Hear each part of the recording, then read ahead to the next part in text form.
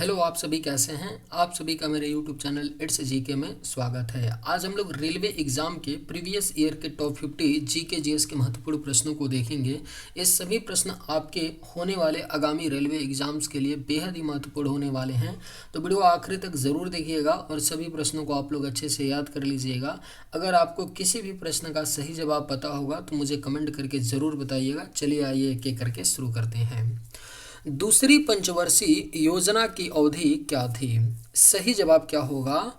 तो दूसरी पंचवर्षीय योजना की जो अवधि थी वह 1956 से 1961 तक थी।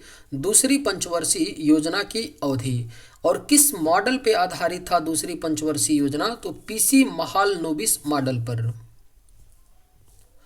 निम्नलिखित में से कौन 15 अगस्त 1947 को भारतीय राष्ट्रीय कांग्रेस का अध्यक्ष था?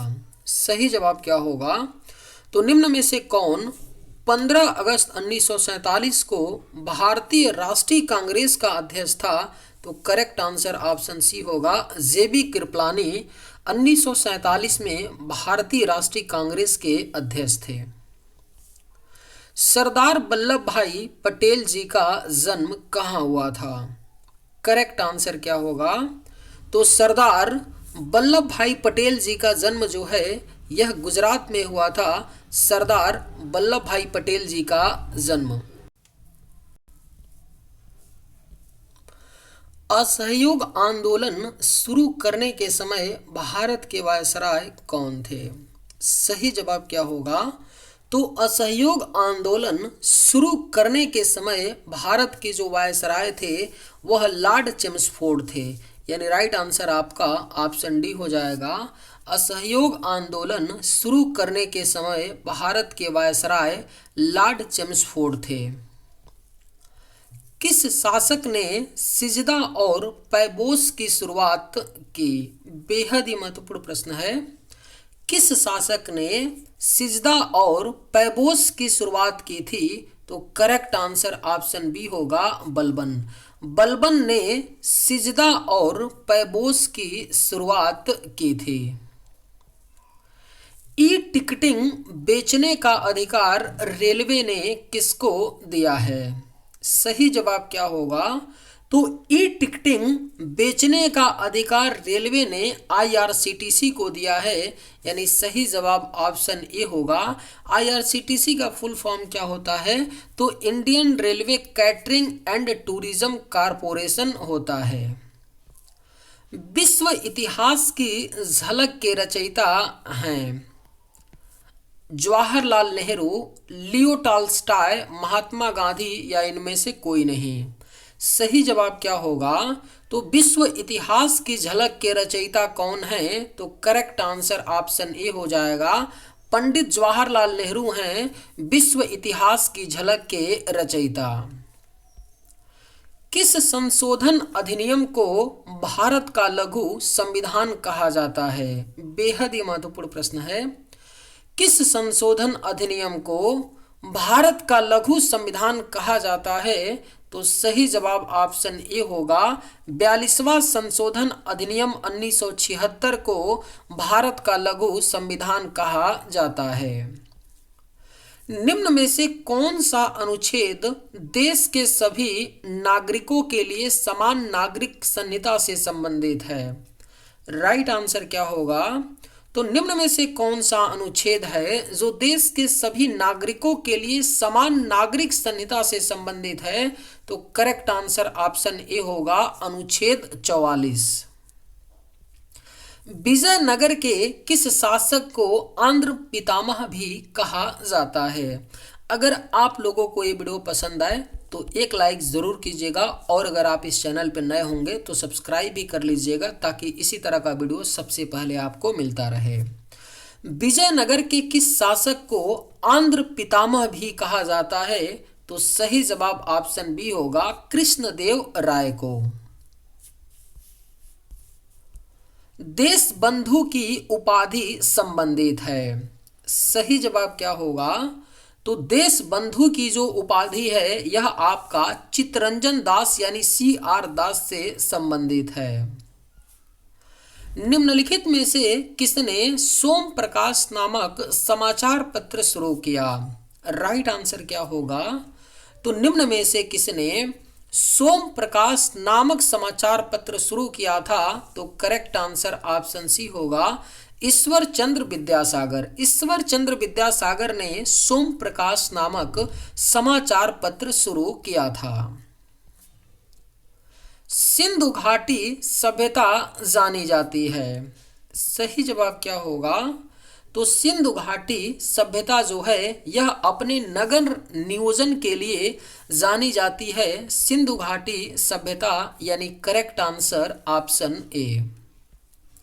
भारत में हिंदू समाचार पत्र कहाँ से प्रकाशित होता है? आपके ऑप्शंस हैं कानपुर, मुंबई, दिल्ली, चेन्नई।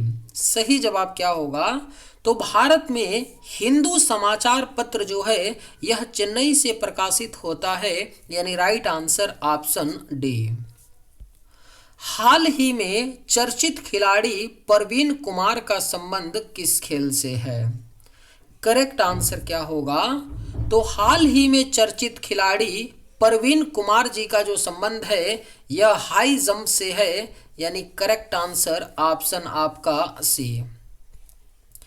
चर्चित खिलाड़ी रिंकू सिंह का संबंध किस खेल से है? सही जवाब क्या होगा? तो चर्चित खिलाड़ी रिंकू सिंह का जो संबंध है यह आपका क्रिकेट खेल से है, यानी राइट आंसर ऑप्शन ए होगा। भारतीय खिलाड़ी लक्ष्य सेन का संबंध किस खेल से है? सही जवाब क्या होगा? तो भारतीय खिलाड़ी लक्ष्य सेन का जो संबंध है यह बैडमिंटन से है। भारतीय खिलाड़ी लक्ष्य सेन का संबंध। धार्मिक कविताओं का संकलन कुरल किस भाषा में है? बेहद ही महत्वपूर्ण प्रश्न है। धार्मिक कविताओं का संकलन कुरल जो है यह आपका तमिल भाषा में है। धार्मिक कविताओं का संकलन कुरल। भारत के टॉलीवुड के नाम से जाना जाता है। राइट आंसर क्या होगा? तो भारत के टॉलीवुड के नाम से कोलकाता जाना जाता है। भारत के टॉलीवुड के नाम से। नेताजी सुभाष चंद्र बोस अंतर्राष्ट्रीय हवाई अड्डा कहाँ स्थित है? करेक्ट आंसर क्या होगा? तो नेताजी सुभाष चंद्र बोस अंतर्राष्ट्रीय हवाई अड्डा जो है यह कोलकाता में स्थित है। सुभाष चंद्र बोस अंतर्राष्ट्रीय हवाई अड्डा। निम्न में से कौन सा अरुणाचल प्रदेश राज्य में स्थित है? करेक्ट आंसर क्या होगा?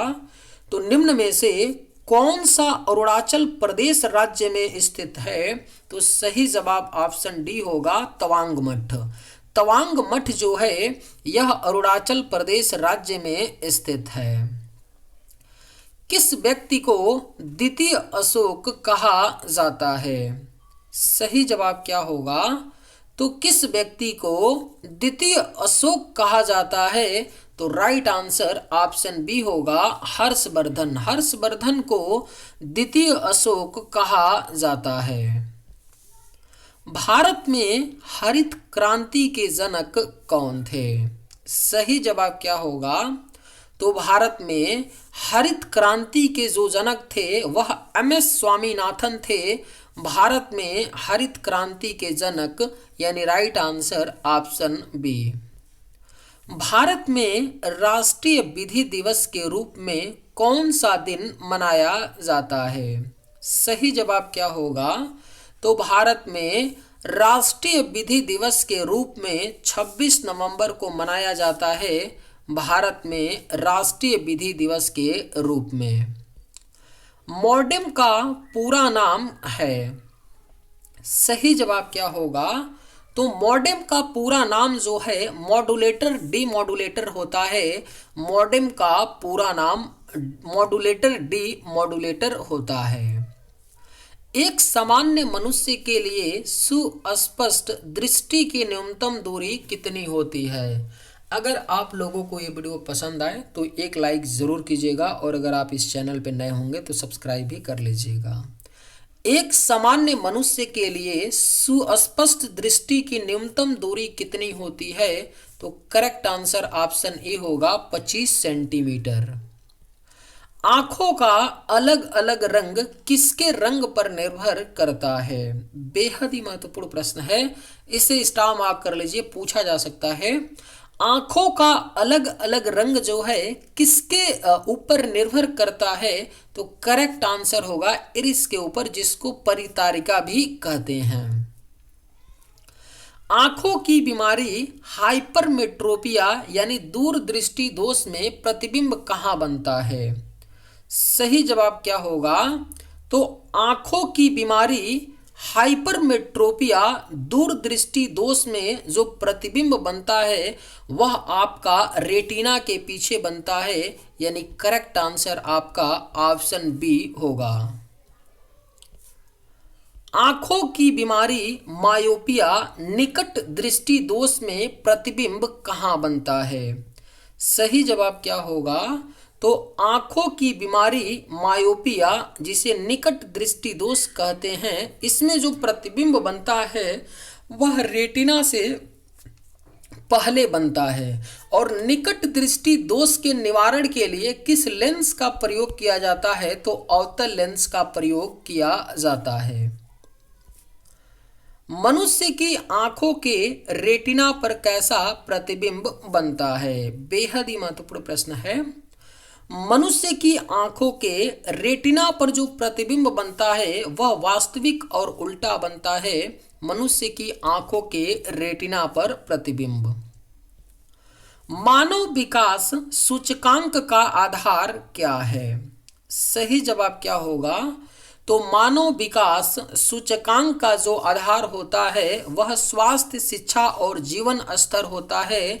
मानव विकास सूचकांक का आधार, यानी करेक्ट आंसर ऑप्शन सी। किसी भी उत्पाद के पैकेज पर अंकित एमआरपी का अर्थ होता है? राइट आंसर क्या होगा? तो किसी भी उत्पाद के पैकेज पर अंकित एमआरपी का अर्थ होता है मैक्सिमम रिटेल प्राइस होता है, यानी करेक्ट आंसर ऑप्शन बी। मिश्रित अर्थव्यवस्था का क्या अभिप्राय है? सही जवाब क्या होगा? तो मिश्रित अर्थव्यवस्था का अभिप्राय होता है सरकारी एवं निजी क्षेत्र का सह अस्तित्व। प्रकाश तंतु ऑप्टिक फाइबर किस सिद्धांत पर कार्य करता है? राइट आंसर क्या होगा? तो प्रकाश तंतु ऑप्टिक फाइबर जो है यह पूर्ण आंतरिक परावर्तन के सिद्धांत पर कार्य करता है। प्रकाश तंतु, यानी सही जवाब ऑप्शन ए। हमारे सौरमंडल में दूसरा सबसे बड़ा ग्रह कौन सा है जिसके चारों ओर सबसे बड़े और सबसे चमकीले छल्ले भी हैं? सही जवाब क्या होगा? तो ऑप्शन सी हो जाएगा, शनि ग्रह है। हमारे सौरमंडल में दूसरा सबसे बड़ा ग्रह शनि है, जिसके चारों ओर चमकीले छल्ले भी हैं। जार्विक 7 क्या है? पेसमेकर, कृत्रिम हृदय, ग्रह का नाम या रॉकेट का नाम? सही जवाब क्या होगा? तो जार्विक 7 जो है यह कृत्रिम हृदय है, यानी राइट आंसर ऑप्शन बी होगा। जार्विक 7 जो है यह आपका कृत्रिम हृदय है। सोने के आभूषण बनाने में किस धातु को मिश्रित किया जाता है? बेहद ही महत्वपूर्ण प्रश्न है। सोने के आभूषण बनाने में कॉपर धातु का प्रयोग किया जाता है, यानी राइट आंसर ऑप्शन बी आपका होगा। सामान्य ट्यूबलाइट में कौन सी गैस होती है? राइट आंसर क्या होगा? तो सामान्य ट्यूबलाइट में आर्गन के साथ मरकरी वेपर होती है, यानी सही जवाब ऑप्शन ए होगा। सामान्य ट्यूबलाइट में आर्गन के साथ मरकरी वेपर होती है। सोडियम धातु को किसमें डुबाकर रखा जाता है? सही जवाब क्या होगा? तो सोडियम धातु को केरोसिन में डुबा करके रखा जाता है। कान पर ध्वनि का प्रभाव कितने समय तक रहता है? बेहद ही महत्वपूर्ण प्रश्न है। कान पर ध्वनि का प्रभाव जो है यह 1/10 सेकंड तक रहता है। कान पर ध्वनि का प्रभाव। निम्न में से कौन जल से हल्का होता है? राइट आंसर क्या होगा? तो निम्न में से कौन जो है जल से भी हल्का होता है? तो करेक्ट आंसर ऑप्शन बी होगा, सोडियम। सोडियम जो होता है यह जल से हल्का होता है। कार्बन का क्रिस्टलीय रूप है। सही जवाब क्या होगा? तो कार्बन का जो क्रिस्टलीय रूप होता है वह आपका हीरा होता है। कार्बन का क्रिस्टलीय रूप। नाभिकीय रिएक्टर में भारी जल का प्रयोग किस रूप में किया जाता है? सही जवाब क्या होगा? तो नाभिकीय रिएक्टर में भारी जल का प्रयोग जो है मंदक के रूप में किया जाता है, यानी राइट आंसर ऑप्शन ए होगा। किस अम्ल में ऑक्सीजन नहीं होता है? आपके ऑप्शंस हैं सल्फ्यूरिक अम्ल यानी H2SO4, नाइट्रिक अम्ल यानी कि HNO3, हाइड्रोक्लोरिक अम्ल यानी HCl, या उपयुक्त सभी। किस अम्ल में ऑक्सीजन नहीं होता है? तो सल्फ्यूरिक अम्ल में ऑक्सीजन है, नाइट्रिक अम्ल में भी है, HNO3O ऑक्सीजन इसमें भी है, लेकिन हाइड्रोक्लोरिक अम्ल HCl में ऑक्सीजन नहीं है। तो आपका सही जवाब क्या होगा? ऑप्शन सी होगा। आवर्त सारणी में W अक्षर किस तत्व को दर्शाता है? करेक्ट आंसर क्या होगा? तो आवर्त सारणी में W अक्षर जो है यह टंगस्टन तत्व को दर्शाता है। W अक्षर, W जो आपका अक्षर है। टंगस्टन का जो प्रयोग होता है बल्ब के फिलामेंट के रूप में किया जाता है। समुद्र की गहराई किस उपकरण से मापी जाती है? राइट आंसर क्या होगा? तो समुद्र की गहराई जो है यह फायदोमीटर से मापी जाती है। समुद्र की गहराई। किसी घड़ी के लोलक लंबाई बढ़ाए जाने पर आवर्तकाल। करेक्ट आंसर क्या होगा?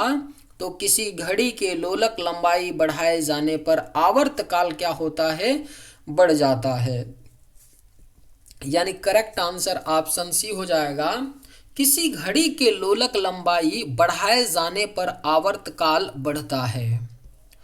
अभिकेंद्री बल की दिशा होती है। करेक्ट आंसर क्या होगा? तो अभिकेंद्री बल की जो दिशा होती है यह केंद्र की ओर होती है। अभिकेंद्री बल की दिशा, यानी करेक्ट आंसर ऑप्शन ए। किस गैस को मार्स गैस भी कहा जाता है? राइट आंसर क्या होगा? तो किस गैस को मार्स गैस कहा जाता है? तो correct answer option D CH4 यानी मीथेन गैस को मार्स गैस भी कहा जाता है।